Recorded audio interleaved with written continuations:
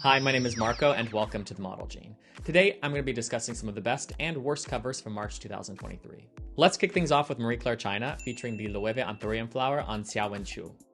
I love when the clothes inspire the creative direction of the shoot, and this sculpted headpiece photographs really well.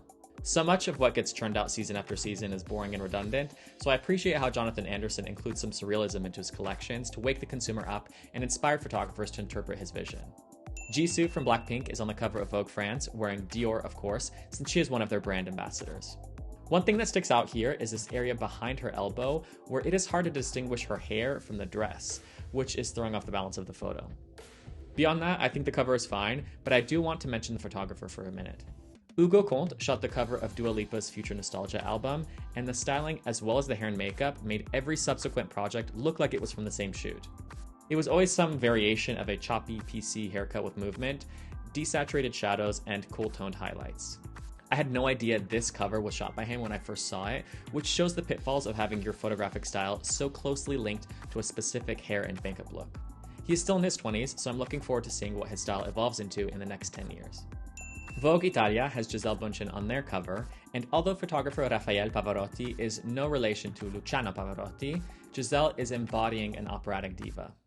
Considering Gisele took a step back from the high fashion industry to hawk rubber sandals and write an unreadable biography, I love that this cover is a departure from the tan Victoria's Secret model with beachy hair that we come to expect.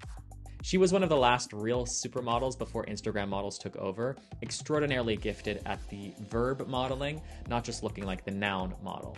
This cover makes you want to see more, which I think is the key to its success. We have another red statement from Vogue Portugal with this very intriguing cover. I love the contradiction of the black cat concept with the title The Lucky Issue below it, and the image itself is very striking and mysterious. Normally, you need to see the model's eyes in order to make a connection, but I love that here, hers are obscured, and instead we see the eyes of the cat she is holding. I'm surprised to be saying this, but I actually like the cover of American Vogue this month. Erykah Badu looks majestic in this golden hour photograph by Jamie Hawksworth.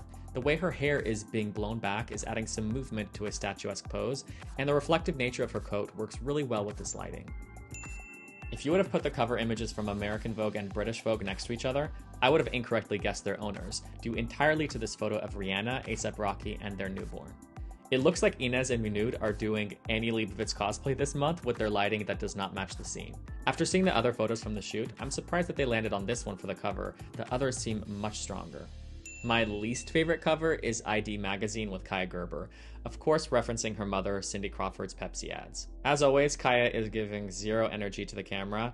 It is really shocking how she's been able to work so much over the past years without learning how to project any sort of charisma, but then again, her DNA is only half Cindy Crawford.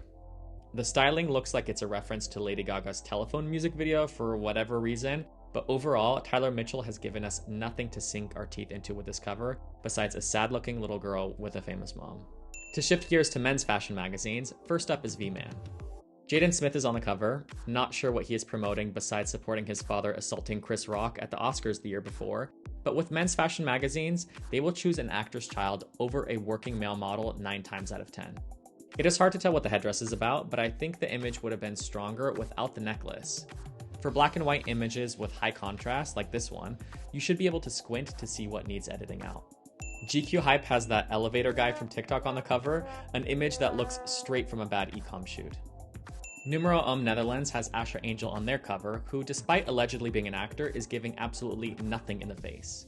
I don't understand why men's fashion magazines have to be so conservative, but I guess they are afraid of alienating Joe Beercan, as if the people who buy men's fashion magazines are so easily upset.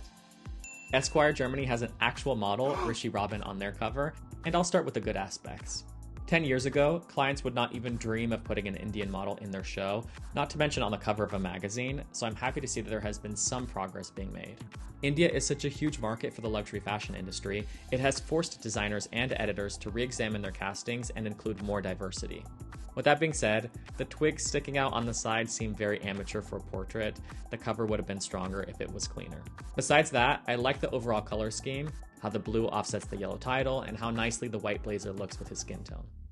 Be sure to subscribe to find out who comes out on top next month in the battle of the covers.